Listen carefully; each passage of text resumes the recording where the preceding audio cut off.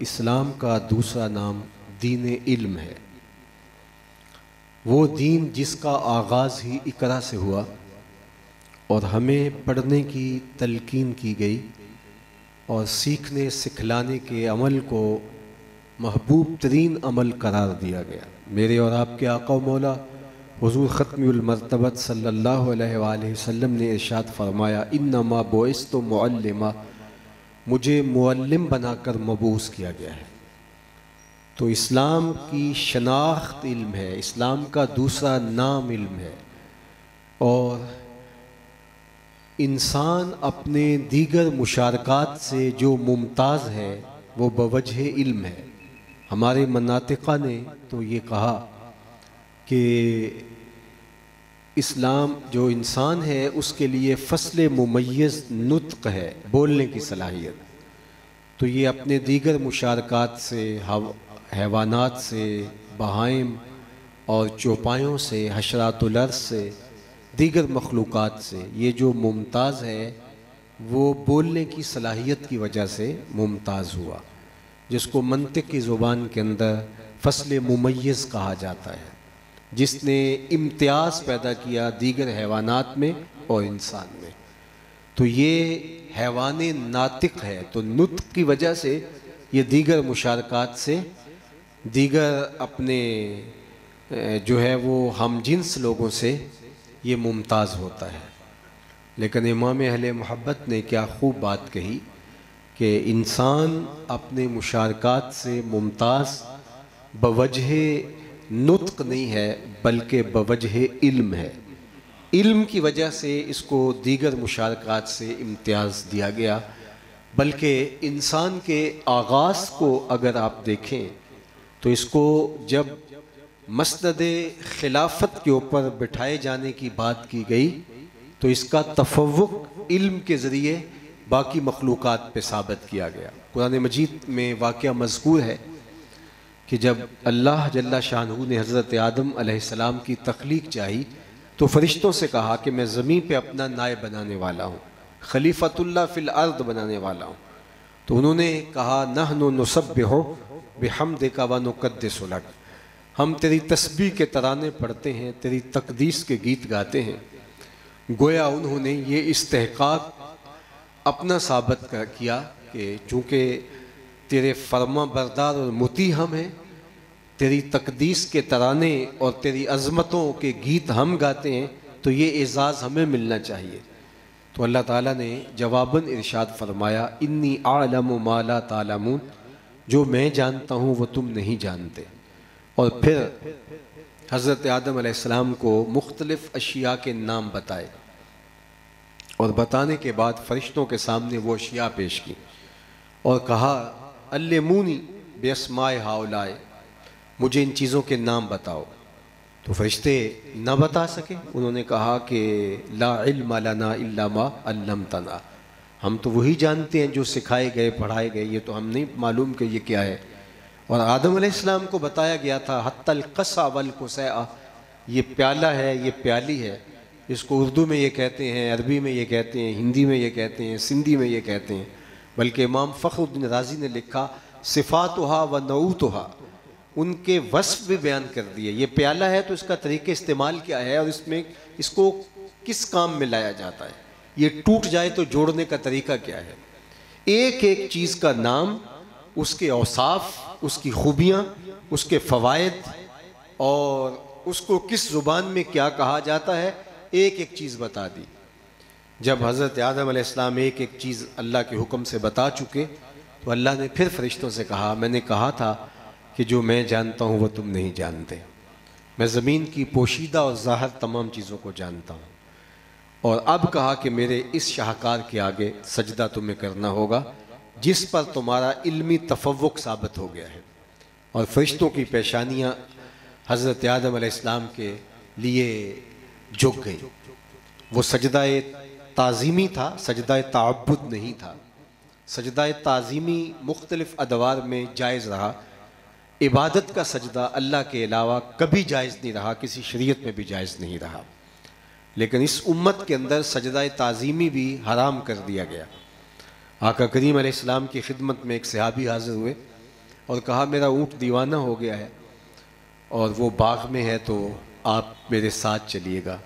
صحابہ اپنے دردوں کا مداوع حضور کو جانتے تھے اور ہر دکھ کا درماں اور ہر مرض کا علاج اسی چوکھٹ سے آ کے پاتے تھے، کیونکہ اس دہلیز سے دنیا بھی ملتی ہے، دین بھی ملتا ہے۔ دنیا تیری گلی میں، عقبہ تیری گلی میں۔ تو انہیں پتہ تھا، تو حضور کی خدمت میں حاضر ہوئے۔ تو آقا کریم نے یہ نہیں کہا کہ صاحب یہ تو تمہارے معاملے ہیں، اونٹ دیوانہ ہو گیا ہے تو اس کا میرے سے کیا تعلق؟ یہ بات آپ اگر مجھے آ کے کہیں کہ جناب ہمارا بھینسا بھاگ گیا ہے یا ہمارا بیل قابو میں نہیں آ رہا، تو میں تو صاف کہوں گا کہ یہ میرا تو کام نہیں ہے۔ کوئی مسئلہ پوچھنا ہے تو بتائیے، کوئی بیان اور خطاب کروانا ہے تو بتائیے، کوئی تعویذ لینا تو تب بھی بتلائیے۔ تو بھینسا اگر بے قابو ہو گیا ہے یا گھوڑا قابو میں نہیں آ رہا تو اس سے میرا کیا تعلق؟ لیکن حضور علیہ السلام چونکہ انسان کامل ہیں اور رہنمائے اکمل ہیں اور تمام انسانی ضرورتیں حضور کی دہلیز سے پوری ہوتی ہیں، اس لیے حضور اس کے ساتھ چل پڑے کہ چلو میں تمہارے دکھ کا مداوع کرتا ہوں۔ اس زمانے میں جو باغات تھے ان کے گرد باڑ ہوتی تھی۔ آج بھی مدینہ المنورہ کے باغات کو دیکھیں تو آج بھی وہاں باڑ موجود ہے، یہ اسی تسلسل کو ہم دیکھ پاتے ہیں۔ تو جب باغ میں داخل ہوئے تو وہ دوسرے کنارے تھا، حضور کو دیکھ کر کے حضور علیہ السلام کی جانب بھاگا۔ صحابہ فرماتے ہم ڈرے، فخشینا، ہمیں خوف ہوا اس بات پہ کہ کہیں وہ حضور کو نقصان نہ پہنچا دے۔ دیوانہ اونٹ جب اپنی اس مرض میں مبتلا ہوتا ہے تو پھر وہ بہت نقصان دہ ہوتا ہے، تبھی تو وہ بھاگ کے حضور کے پاس آئے تھے کہ ہمارے قابو میں نہیں آ رہا۔ تو جو ہی حضور کو دیکھا تو وہ اونٹ بھاگتا ہوا آیا، تو کہتے ہیں ہم ڈر گئے، لیکن حضور علیہ السلام مطمئن کھڑے تھے اور اس نے آ کے اپنی پیشانی حضور کے قدموں میں رکھ دی۔ تو آقا کریم علیہ السلام نے اس کی جو فریاد تھی اس کو سنا اور کہا کہ ان کی شکایت ہے، اس کی شکایت ہے کہ یہ چارہ مجھے کم دیتے ہیں اور میرے اوپر وزن زیادہ ڈالتے ہیں اور میں بوڑھا بھی ہو گیا ہوں۔ تو صحابہ فرماتے ہیں جب اس نے حضور کے قدموں میں اپنی پیشانی کو رکھا اور سجدہ ریز ہوا تو ہم نے کہا نحن احق ان نسجد للنبی صلی اللہ علیہ وآلہ وسلم، حضور یہ جانور ہو کے، بے شعور ہو کے، یہ آپ کے قدموں پہ سر رکھ کر کے، پیشانی رکھ کے سجدہ ریز ہے، تو ہم تو اس بات کا زیادہ حق رکھتے ہیں کہ ہم آپ کے حضور سجدہ ریزی کریں۔ تو آقا کریم نے فرمایا کہ میری شریعت میں اگر سجدہ جائز ہوتا تو میں بیوی کو حکم دیتا کہ وہ شوہر کو سجدہ کیا کرے۔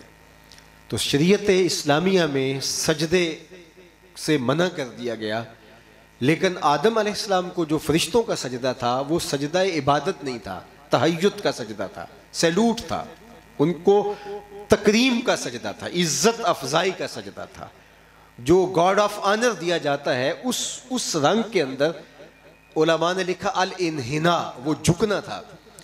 تو ان کے حضور فرشتوں نے اپنی پیشانی کو، اپنے آپ کو، اپنے وجود کو جھکا لیا۔ تو یہ تفوق جناب آدم علیہ السلام کا فرشتوں کے آگے ثابت کیسے ہوا کہ فرشتے ان چیزوں کے نام نہیں جانتے تھے جن کے نام حضرت آدم علیہ السلام جانتے تھے۔ تو جناب آدم علیہ السلام کا تفوق فرشتوں پر بوجہ علم ہوا ہے، بوجہ نطق نہیں ہوا ہے۔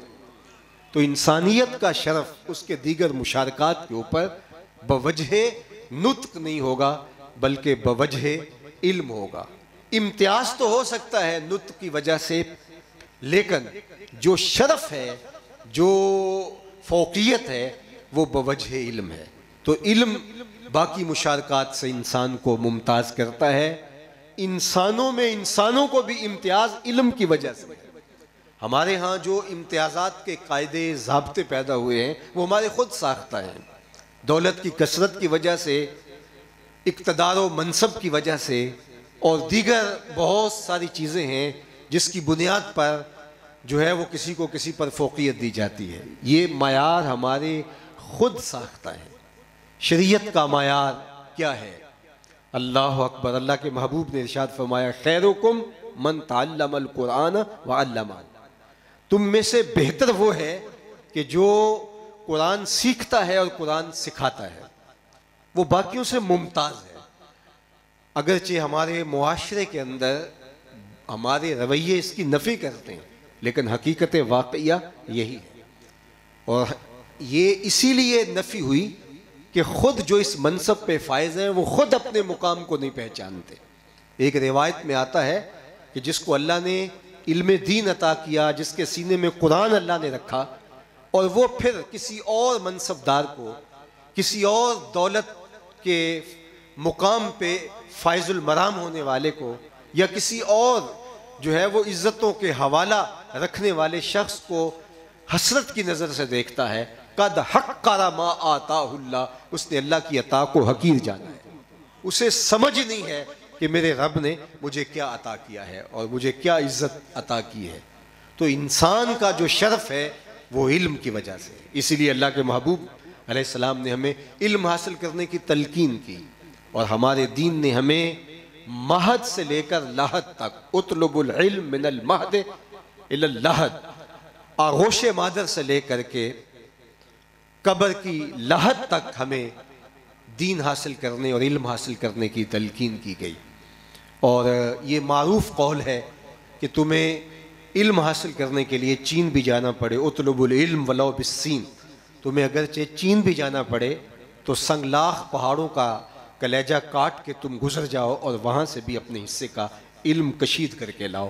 یہ مومن کا گم گشتہ خزانہ ہے، جہاں سے بھی ملے اس کو حاصل کر لو، اور اس کے بدلے میں تمہیں جو بھی دینا پڑے وہ تم اس کے بدلے میں دے دو۔ علم سے بڑی کوئی دولت نہیں ہے۔ علماء فقہا نے لکھا کہ ایک شخص مرنے لگا ہے، بعض کو بیماری اس نوعیت کی ہوتی ہے کہ ڈاکٹر بتا دیتے ہیں کہ اب تمہاری زندگی کچھ سانس باقی بچی ہے، جس طرح آج کل 4 سٹیج کے اوپر اگر کینسر چلا جائے تو ڈاکٹر کہتے ہیں اللہ چاہے تو دیر تک جیے، لیکن جو حالات ہیں ظاہری وہ یہی بتاتے ہیں کہ تو اتنے دنوں کا مہمان ہے۔ تو اگر کسی کو کسی وجہ سے یہ اندازہ ہو جائے، قطعی علم تو اللہ کے پاس ہے، کہ اس کا آخری وقت آ گیا ہے اور تھوڑا وقت اس کے پاس ہے، تو اب ظاہر ہے کہ جب تھوڑا سا وقت اس کے پاس رہ جائے گا تو وہ کیا کرے گا؟ وہ چاہے گا کہ میں اپنے معاد کو بہتر کرنے کے لیے کوشش کروں، تو وہ کیا کرے؟ صدقہ کرے، خیرات کرے، سجدے کرے، رکوع کرے، قیام کرے، یہ سارے کام اسے کرنے چاہیے۔ لیکن فقہا نے لکھا، علماء نے لکھا، جس شخص کو یہ معلوم ہو کہ اس کے پاس بہت تھوڑا وقت بچا ہے، پھر موت ہے، تو وہ علم سیکھنے میں لگ جائے۔ جو شخص حدیث پاک میں ہے کہ طالب علمی کے زمانے میں انتقال کر گیا، علم کی تکمیل نہیں کر سکا، علم سیکھ رہا تھا کہ انتقال ہو گیا، کل قیامت کے دن جب وہ اٹھایا جائے گا، اس کے درمیان اور نبیوں کے درمیان جنت میں صرف 1 درجے کا فرق ہوگا۔ یہ اللہ علماء کو عزت عطا کرتا ہے، علماء کو یہ وقار عطا کرتا ہے۔ اسی لیے فرمایا گیا کہ صبح اس حالت میں کر کہ تو عالم ہو، کن عالمن، تو خود عالم ہو، اور اگر یہ ممکن نہیں تیرے لیے، او متعلمن، تو یا پھر اس حالت میں تجھے صبح کرنی چاہیے کہ تو علم سیکھنے والا ہو۔ اور اگر یہ پوزیشن بھی تیری نہیں ہے تو کہا کہ او مستمعن، یا علماء کی باتوں کو کان لگا کے سننے والا ہو، علماء کی مجالس اختیار کرنے والا بن جا، ان کی مجالس میں پہنچ کر کے اخذ فیض کر، نور حاصل کر، روشنی حاصل کر۔ اور کہا اگر یہ بھی نہیں کر سکتا تو پھر متبعن بھی کہا گیا، محبن بھی کہا گیا، کہ ان کا مطیع بن جا، فرما بردار بن جا، ان کے ساتھ محبت کرنے والا بن جا۔ اور فرمایا وَلَا تَكُنِ الْخَامِسِ، 5واں نہ بننا، اگر 5واں بنا تو ہلاک ہو جائے گا۔ تو میں اور آپ دیکھیں کہ ہم 4 میں سے کس درجے پر ہیں۔ خود عالم ہیں تو مبارک ہو، بہت مبارک ہو، اور اگر کسی وجہ سے تکمیل علم کی فرصت نہیں مل پائی تو چاہے 8 دن کے بعد ایک سبق پڑھے تو طلباء میں اپنے آپ کو شامل کر لیں۔ حتیٰ کہ جمعۃ المبارک کا جو مبارک ہمیں خطبہ دیا گیا ہے، یہ بہترین ذریعہ ہے تعلیم و تعلم کا۔ اسی جمعۃ المبارک کو قرآن مجید کی حرمت کے حوالے سے گفتگو کر رہا تھا، تو گولڈ سٹون کے حوالے سے، جو پارلیمنٹ کا ممبر برطانیہ میں ایک زمانے میں رہا، تو اس نے ایک دفعہ قرآن مجید کو ہاتھ میں اٹھا کر کہا تھا کہ امت مسلمہ کے اندر جمعے کا اجتماع حج کا اجتماع اور یہ کتاب جو میرے ہاتھ میں ہے قرآن مجید، اگر یہ تین چیزیں موجود رہتی ہیں تو اس امت کو کبھی شکست نہیں دی جا سکتی، کیونکہ اس امت کو سیکھنے کا جو عمل بتایا گیا ہے تو جمعہ اس کا بہترین پلیٹ فارم ہے۔ اور اسی وجہ سے آج ہمارا عام سے عام شخص بھی ضروریات دین کو جان لیتا ہے اگر وہ جو ہے وہ جمعۃ المبارک پڑھنے کا عادی ہو۔ تو یہ اللہ تعالیٰ نے مسلمانوں کو نظم دیا ہے، ایسا کسی دین کے پاس نظم نہیں ہے۔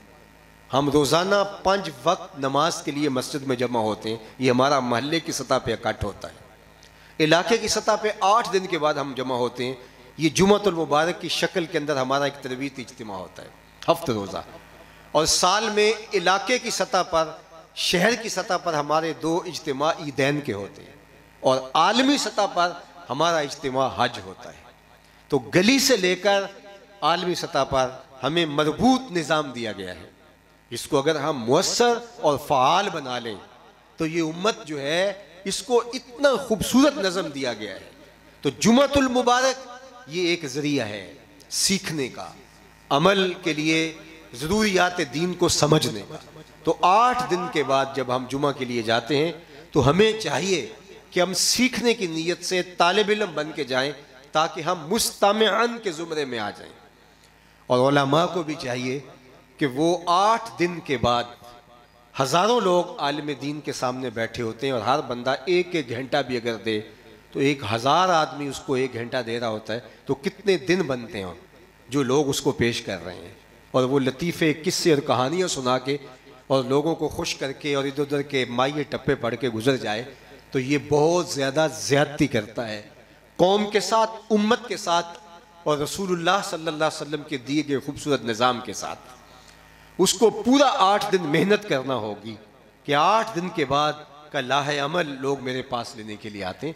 تو مربوط خطاب اس کو کرنا چاہیے جو امت کی ضرورت کو بھی پورا کرے، لوگوں کی معاشرتی ضرورتوں کو بھی پورا کرے۔ اس طرح حج جو ہے وہ بھی خطبہ حج جو ہے، حج کے امام کو پورا سال پوری امت کے مسائل کا تجزیہ کرنا چاہیے، اس کے ساتھ ایک مربوط ٹیم ہونی چاہیے، اور سال کے بعد وہ حج کے موقع پر پورے سال کے لیے ہوم ورک دے پوری دنیا سے آئے ہوئے لوگوں کو، اور بتائے کہ تم نے پورا سال جا کے کیا کرنا ہے، پھر پورا سال اس کا تجزیہ کرتا رہے، اور پھر سال کے بعد نئی ترمیم کے ساتھ جو ہے وہ ان کو اگلے سال کا لاہ عمل دے۔ لیکن افسوس کہ امت جب اجتماعیت کے نور سے خالی ہو گئی تو خطبہ حج بھی رسم بن کے رہ گیا اور خطبہ جمعہ بھی رسم بن کے رہ گیا۔ اقبال نے کتنے دکھ سے کہا تھا، زائرین کعبہ سے اقبال یہ پوچھے کوئی، زائرین کعبہ سے اقبال یہ پوچھے کوئی، حرم کا تحفہ کیا زمزم کے سوا کچھ اور نہیں۔ اقبال نے کہا کہ سال کے بعد جب لوگ حج پہ جاتے ہیں تو ایک لاہ عمل لینے کے لیے جاتے ہیں، اور پوری دنیا پر اللہ نے کشش رکھ دی اس بیت اللہ کی، اور حج کے لیے لاکھوں روپے خرچ کر کے جاتے ہیں۔ وہاں سے ایک مربوط پیغام ملنا چاہیے جو امت کی نشت کا ضامن ہو، امت کی نہضت کا ضامن ہو۔ لیکن افسوس کہ اگر وہاں بھی ایک رسمی رٹا ہوا خطبہ پڑھ دیا جائے گا اور جمعۃ المبارک کے اندر ہمارے ائمہ بھی یہ کچھ کریں گے تو پھر یہ امت مردہ کی مردہ ہی رہے گی، اور پھر یہ قرآن جلنے جیسے واقعات ہوتے رہیں گے، کیونکہ 1,70 کروڑ مسلمان پھر جو ہے وہ ایک سمندر کی جھاگ کی طرح ہوں گے، اور حضور نے جو فرمایا تھا قرب قیامت میں کہ تم سمندر کی جھاگ کی طرح ہوگے اور کافروں پر تمہارا کوئی روب نہیں ہوگا۔ اور صحابہ نے عرض کی یا رسول اللہ کہ کیا ہم تھوڑے ہوں گے؟ فرمایا نہیں، تم ہوں گے بہت سارے، لیکن سمندر کی جھاگ کی طرح ہوگے، ایک مرض ہے جو تمہیں کھا جائے گی۔ اللہ اکبر۔ تو صحابہ نے عرض کی یا رسول اللہ وہ کیا ہے؟ تو آقا کریم نے نام بتایا اور پھر فرمایا کہ اس کا سبب حب الدنیا و کراہیت الموت، دنیا کی محبت اور موت کا ڈر، یہ دھڑکا موت کا اور دنیا کی محبت، اصل دنیا کی محبت ہی موت کا خوف پیدا کرتی ہے۔ راس و حب الدنیا راس و کل خطیہ، یہ ہر گناہ کی جڑ ہے۔ تو اس لیے آج ہمارے ہاں یہ جو مربوط اور منظم نظام ہے یہ سیکھنے کا ہے، اور ہمارے اسلاف نے جس طرح علم پھیلایا، آج دنیا علم کے نور سے مالا مال ہے، اور ہم جو ہے وہ بنیادی تعلیمات سے بھی عاری ہوتے چلے جا رہے ہیں۔ اور جب ہمارے پاس اہل علم تھے تو انہوں نے دنیا کو علم بانٹا تھا، دنیا کو اجالے دیے تھے۔ آپ تاریخ پڑھیں کہ جو سواد آشنا بھی نہیں تھے ان کو علم آشنا ہم نے کیا تھا۔ جب یورپ کی گلیوں میں اندھیرا تھا اور شارلمان اس کے لارڈز ابھی دستخط کرنے کی مشق سے گزر رہے تھے، ابن حزم کے قلم سے یورپ میں بیٹھ کر کے ہی 1000 کتابیں نکل چکی تھیں، ہماری تاریخ ہے۔ جب پیرس کی گلیوں میں کیچڑ تھا، بغداد اس وقت عروس البلاد کہلاتا تھا، یہ ہماری تاریخ ہے۔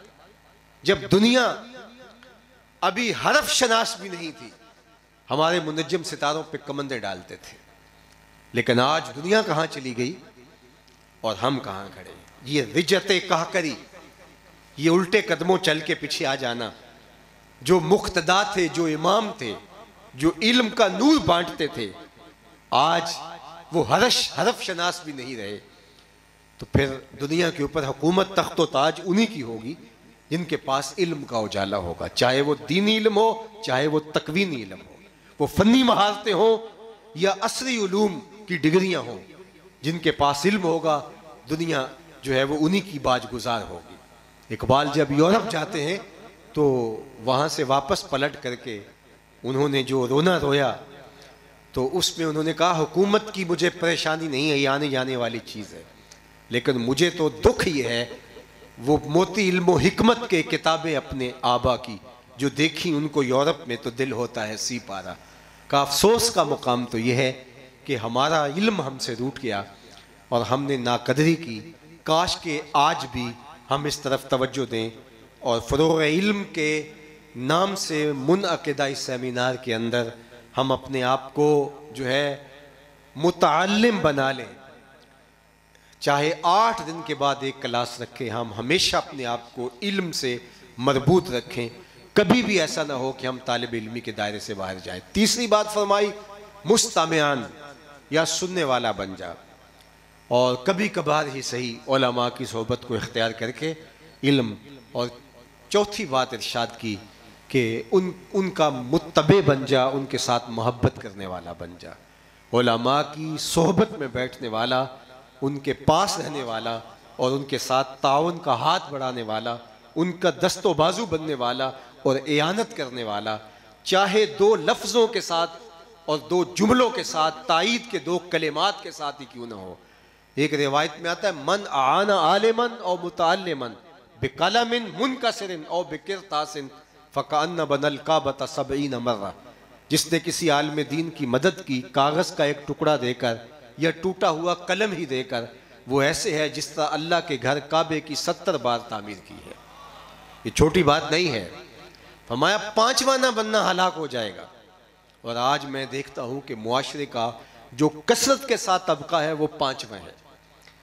علماء بھی اسی گوشت پوست کے بنے ہوئے انسان ہیں جس گوشت پوست کے ہم بنے ہوئے ہیں، اور معمولی سی کوتاہی بھی ہم گوارا نہیں کرتے، اور اپنی بہت ساری کوتاہیاں جو ہمارے اندر ہوتی ہیں وہ ہمیں نظر ہی نہیں آتی۔ بلکہ میں نے تو یہ بھی دیکھا ہے کہ جو بالکل چھوٹی عمر کے بچے ہوتے ہیں، لوگ اس قدر متقی پرہیزگار اور پتہ نہیں کیا بن جاتے ہیں کہ ان کی پیاری پیاری شرارتیں جو ہوتی ہیں، جو اس عمر کا جمال ہے، خوبصورتی ہے اس عمر کی، وہ بھی ان کو پسند نہیں آتی، اور اس پہ بھی وہ کڑتے ہیں کہ یہ ایسا بھی کیوں ہوا ہے۔ حالانکہ بچوں کی اٹکیلیاں، بچوں کا شرارتی پن، یہ ان کی زندگی کا جمال ہے، اور اگر وہ یہ نہ کریں تو ان کو ڈاکٹر کے پاس چیک کروانا چاہیے کہ مسئلہ کیا ہے، کہ یہ بچہ بچپن کا وہ جمال ہی نہیں رکھتا اور یہ اس قدر سنجیدہ ہے، تو اس کو کیا کوئی نفسیاتی مسئلہ تو نہیں ہے۔ ہمارے بچے اگر شرارت کریں تو ہم تصویر کھینچ کے پورے خاندان میں بھیجتے ہیں کہ بچہ بڑا کیوٹ ہے، اور اگر مدرسے کا طالب علم کو شرارت کرے تو ہم جھنڈے لگا دیتے ہیں کہ بچے نے شرارت کی ہے۔ اسی عمر کا بچہ ہمارا شرارت کرے تو کیوٹ ہوتا ہے، اور اگر جامعہ کا بچہ شرارت کرے تو ہم جو ہے وہ اس کو باعزید بستامی کی طرح دیکھنا چاہتے ہیں اور جنید بغدادی کی طرح دیکھنا چاہتے ہیں اس 8 سال اور 7 سال کے بچے کو۔ تو یہ کیا مزاج ہے، یہ کیا دوہرا معیار ہے؟ اس لیے یہ بچے جو اس عمر کے اندر شرارتیں کرتے ہیں، ان سے اگر محبت ہوگی تو پھر یہ دوہرا معیار نہیں ہوگا۔ کہیں چھپا ہوا بغض موجود ہے دین کے لیے اور دینداروں کے لیے، اس وجہ سے یہ شرارتیں جو ہے وہ چبھن دیتی ہیں اور بندہ کہتا ہے کہ یہ کیسے ہے، یہ کیوں ہے۔ نہیں، ان بچوں سے پیار کیجئے، یہ عمر ان کی شرارت کی ہے، یہ عمر ان کی جو وہ کھیل کود کی ہے۔ ہمارے استاد فرمایا کرتے تھے کہ ایک جامعہ میں بچے پڑھتے تھے تو ایک بندہ فارغ البال تھا، اس نے بچوں کی شادیاں کر لی، ریٹائرمنٹ کی زندگی بسر کر رہا تھا۔ اس نے سوچا کہ میں ان طالب علموں کی خدمت کیا کروں گا، تو وہ کبھی گھی کا کنستر اپنے کندھے پہ اٹھا کے لا رہا ہے، کبھی آٹے کی بوری لاد کے لا رہا ہے اور بچوں کی دن رات خدمت میں لگا رہتا ہے۔ بچے ہوتے ہیں، انہوں نے اس کا نام ڈال دیا حمار۔ عربی میں حمار گدھے کو کہتے ہیں۔ تو وہ اس کو جب بھی کہتے، وہ بھوک لگی ہوتی، وہ کہتے آپ پریشان نہ ہو، ہمارا حمار گیا ہوا ہے، ابھی کھانا لے کے آئے گا تو کھاتے ہیں۔ تو ایک وقت گزر گیا، ایک دن اس کو پتہ چل گیا کہ یہ مجھے حمار کہتے ہیں۔ اس کو بڑا غصہ آیا کہ میں ان کی نوکری کروں اور بلا معاوضہ کروں اور یہ مجھے حمار کہہ رہے ہیں، گدھا کہہ رہے ہیں۔ اس نے غصے سے سب کو چھوڑ چھاڑ کے گھر کا راستہ لیا۔ رات ہوئی، سویا مقدر جاگتا ہے، کیا دیکھتا ہے کہ حشر کا منظر ہے اور ان بچوں کو جنت کا حکم ہوتا ہے اور یہ مچل جاتے ہیں اور اچھلتے ہیں اور ضد کرتے ہیں کہ اللہ ہم جنت میں نہیں جائیں گے جب تک ہمارا حمار نہیں جائے گا۔ تو یہ اٹھا اور سیدھا دوبارہ اپنی ڈیوٹی پہ آ گیا، کہا تم مجھے حمار کہو، مجھے گدھا کہو، مجھے کھوتا کہو، میں نوکری تمہاری ہی کروں گا، اس لیے کہ اللہ رسول کے تم پیارے ہو۔ یہ اسافیر الجنہ ہے، یہ جنت کی چڑیاں ہیں، ان سے پیار کیجئے۔ تو فرمایا یا خود عالم بن، یا علم سیکھنے والا طالب علم بن جا، یا علماء کی گفتگو کو سننے والا بن جا، یا فرمایا ان سے محبت کرنے والا اور ان کی اتباع اور فرما برداری کرنے والا، ان کا دست و بازو بن جا۔ فرمایا پانچواں نہ بننا، ہلاک ہو جائے گا۔ تو مجھے دیکھنا ہوگا کہ ہم 4 زمروں میں کس زمرے میں ہیں، کہیں 5ویں تو نہیں ہیں۔ تو اس لیے ہمیں علم کے فروغ کے لیے اپنی زندگی کو وقف کرنا ہوگا۔ علم انسانی امتیاز کا سبب اور ذریعہ ہے۔ میرے اور آپ کے آقا مولا حضور ختمی المرتبت صلی اللہ علیہ وآلہ وسلم نے علماء کو ساری زندگی ترجیح دی، اور زمانے نے دیکھا کہ جب احد کے مقام پہ 70 صحابہ شہید ہوئے تھے اور آقا کریم دفن کا مرحلہ آیا، اذان تو نہیں، جب جو ہے وہ دفن کا مرحلہ آیا تو حضور صحابہ سے پوچھتے تھے کس کے سینے میں قرآن کی آیتیں زیادہ ہیں؟ جس کے سینے میں قرآن کی آیتیں زیادہ ہوتی، دفن کرتے ہوئے حضور اس کو آگے دفن کرتے۔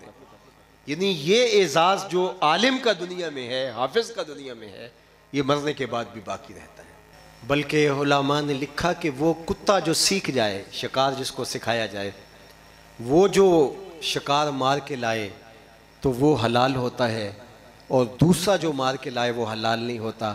جو کتا سیکھ جائے وہ باقی کتوں سے ممتاز ہو جاتا ہے، تو انسان سیکھ جائے تو کیا مرتبہ ہوگا۔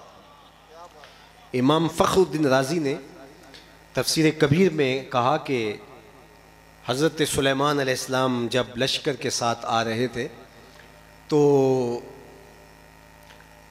وادی نمل میں داخل ہونے لگے۔ ابھی 3 فرسخ دور تھے، ایک فرسخ 3 میل کا ہوتا ہے، 9 میل ابھی دور تھے کہ ایک چیونٹی نے لشکر سلیمان کو آتے ہوئے دیکھا تو اپنی ہم جولیوں سے بولی کہ جلدی جلدی اپنی بلوں میں داخل ہو جاؤ، لشکر سلیمان کہیں تمہیں عدم توجہ کی وجہ سے کچل نہ ڈالے۔ اللہ اکبر۔ یہ بات حضرت سلیمان علیہ السلام نے سنی۔ اس چونٹی نے اپنی ہم جولیوں سے کہا کہ جلدی جلدی اپنی بلوں میں داخل ہو جاؤ کہ کہیں ایسا نہ ہو کہ حضرت سلیمان کا لشکر تمہیں اپنے پاؤں تلے رون نہ ڈالے۔ اللہ اکبر۔ اور کیوں وہم لا یشعرون، کہ وہ انہیں علم نہ ہو، ان کی توجہ نہ ہو، عدم التفات کی وجہ سے یہ حادثہ ہوگا۔ یہ چونٹی بھی جانتی تھی کہ اللہ کے نبی کا لشکر جان بوجھ کر ننھی جان کو بھی ضائع نہیں کر سکتا۔ یہ چونٹی کا شعور تھا۔ یہاں رک کے ایک جملہ عرض کرنا چاہوں گا، ایک چونٹی بھی جانتی ہے کہ پیغمبر کی صحبت میں رہنے والا لشکر جان بوجھ کر ننھی جان کو بھی ضائع نہیں کر سکتا، تو جو اپنے بدن پر بم باندھ کر کے انسانوں کے انبوہ میں گھس جائے اور پھر فخر سے ذمہ داریاں قبول کرتا پھرے، وہ پیغمبر کا لشکر تو نہیں ہو سکتا، کسی شیطان کا لشکر ہو سکتا ہے۔ تو نبی کی صحبت کا نور ہے حضور نے کتیا کے لیے کتیا نے بچے دیے ہوئے تھے فتح مکہ کے موقع پر، 10,000 کا لشکر حضور کا آ رہا تھا، تو ایک صحابی کو کھڑا کر دیا کہ جب تک سارا لشکر گزر نہ جائے تم یہاں سے ہٹنا نہ، کہ کہیں کوئی اس کو نقصان نہ پہنچائے۔ یہ ہے ہمارا دین، جس دین نے لشکروں کو پھلدار درختوں اور فصلوں کو بچانے کی تلقین کی ہے۔ وہ دین کس طرح جو ہے وہ انسانوں کو رونتا پھرے گا اور لوگوں کو پامال کرتا پھرے گا۔ حضرت امام رازی نے کہا اس چیونٹی کو اس علم کی وجہ سے کہ نبی کا لشکر جان بوجھ کر باقی کہیں تمہیں کچل نہ ڈالے، جان بوجھ کر نہیں بلکہ عدم شعور کی وجہ سے، تو اس کو علم تھا کہ نبی کا لشکر جان بوجھ کر ننھی جان کو بھی ضائع نہیں کرتا، اس علم کی وجہ سے اس چیونٹی کو قیامت تک آنے والی چیونٹیوں کا سردار بنا دیا گیا۔ اور اللہ نے قرآن میں اس سورت کا نام سورہ النمل، چیونٹی کے نام پہ سورت کا نام رکھ دیا۔ تم تو روڈوں کے نام رکھتے ہو نا اعزاز دینے کے لیے، یہ پطرس بخاری روڈ ہے، یہ جناح روڈ ہے، یہ اقبال روڈ ہے، یہ شاہراہ قائدین ہے، یہ لیاقت علی خان روڈ ہے۔ جس طرح تم روڈوں کو نام دیتے ہو، شاہراہوں کو نام دیتے ہو، اللہ نے اس چیونٹی کو اعزاز دینے کے لیے اس سورت کا نام سورہ النمل رکھ دیا، اس لیے کہ یہ چیونٹی علم رکھتی تھی۔ یار چیونٹی سیکھ جائے تو اس لائق ہوتی ہے کہ نام اس کے ناموں سے صورتیں منسوب کی جاتی ہیں، تو مجھے بتاؤ اگر انسان ہی عالم بن جائے تو پھر اللہ اس کو کیا اعزاز عطا فرمائے گا، کیا اس کو شان عطا کرے گا، کس کو کیا اللہ اس کو کیا رفعت عطا فرمائے گا۔ اور حضرت سلیمان پھر اس چیونٹی کی بات کو سن کے مسکرائے بھی، فَتَبَسَّمَ ضَاحِكًا مِّن قَوْلِهَا، اللہ اکبر، چیونٹی کی بات کو سن کر حضرت سلیمان مسکرائے۔ 9 میل دور سے چیونٹی کی بات کو سنا۔ تیوریات کے ماہرین سے پوچھئے، چیونٹی کے منہ میں زبان تو ہوتی نہیں ہے تو اس نے بات کیسے کری؟ تو کہتے ہیں کہ چیونٹی کے سامنے والے حصے پہ 2 باریک سے ریشے ہوتے ہیں، جب اس نے بات کرنی ہوتی ہے تو ان کو آپس میں جوڑ کے رگڑتی ہے، اس رگڑ سے جو آواز پیدا ہوتی ہے اس سے وہ اپنی ہمجولی کو کوئی میسج کنوے کر رہی ہوتی ہے۔ اللہ کے نبی کی شان یہ ہے، 9 میل دور سے چیونٹی کے بالوں کے رگڑنے سے جو آواز نکلتی ہے اس کو سنتا بھی ہے، اور جو اس سے مفہوم نکلتا ہے اس کو سمجھتا بھی ہے۔ اور یہ اس نبی کی شان ہے جو مسجد اقصیٰ میں مقتدی بن کے تیرے نبی کے پیچھے کھڑا تھا۔ مقتدی کی یہ شان ہے تو مقتدیٰ کی شان کا عالم کیا ہوگا اور ان کی عظمتوں کا عالم کیا ہوگا۔